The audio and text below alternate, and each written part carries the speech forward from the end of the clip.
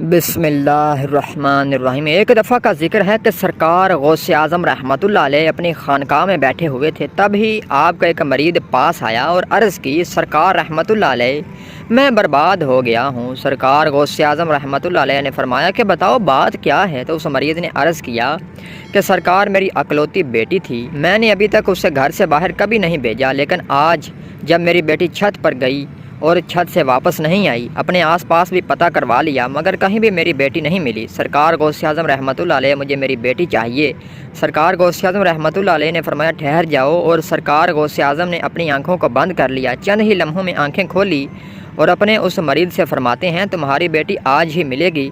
آپ رحمۃ اللہ علیہ نے فرمایا کہ تم آج رات کو کرکے ویرانے میں جاؤ اور کل خماس کے پاس جا کر بیٹھ جاؤ، اپنے ارد گرد دائرہ کھینچ لو، دائرہ کھینچتے وقت بسم اللہ علینا عبد القدر کے الفاظ پڑھنا۔ جب رات بڑھے گی تو جنوں کے گروہ مختلف شکلوں میں تیرے نزدیک سے گزریں گے، تم انہیں دیکھ کر خوف زدہ نہ ہونا، اور جب صبح ہو جائے تو جنوں کا بادشاہ ایک جماعت کے ہمراہ گزرے گا، وہ تجھ سے تیری حاجت پوچھے گا اور تم اسے بتانا کہ مجھے عبد القادر رحمۃ اللہ علیہ نے بھیجا ہے اور میری یہ حاجت ہے۔ حضرت ابو سعید فرماتے ہیں میں نے حکم کی تعمیل کی، آپ رحمۃ اللہ علیہ کے فرمان کے مطابق ڈراؤنی شکلوں والے لوگ گزرتے رہے مگر دائرے کے نزدیک کوئی بھی نہیں آ سکا، یہاں تک کہ جنوں کا بادشاہ ایک گھوڑے پہ سوار آیا اور اس کے ساتھ ایک کثیر جماعت بھی تھی، جس نے مجھ سے میری حاجت پوچھی اور غوث اعظم کا پیغام دیتے ہوئے اپنی حاجت بیان کر دی۔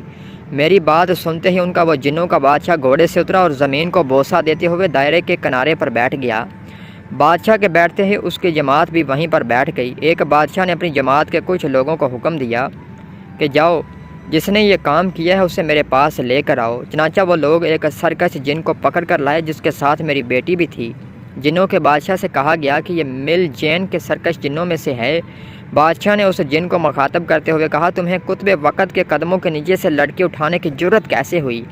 سرکش جن نے کہا کہ میں اس لڑکی کا عاشق ہو گیا تھا۔ سرکش جن کا سر قلم کرنے کا حکم دیا اور میری بیٹی مجھے واپس لٹا دی۔ میں نے بادشاہ جن سے کہا کہ تم نے حضور سیدنا غوث اعظم رحمۃ اللہ علیہ کا حکم بجا لانے میں کوئی کسر نہ چھوڑی۔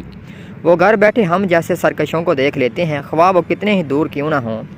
جب اللہ تعالیٰ کوئی کسی کو قطب مقرر کرتا ہے، اسے پھر جنوں پر بھی قدرت عطا فرماتا ہے۔ سبحان اللہ سبحان اللہ۔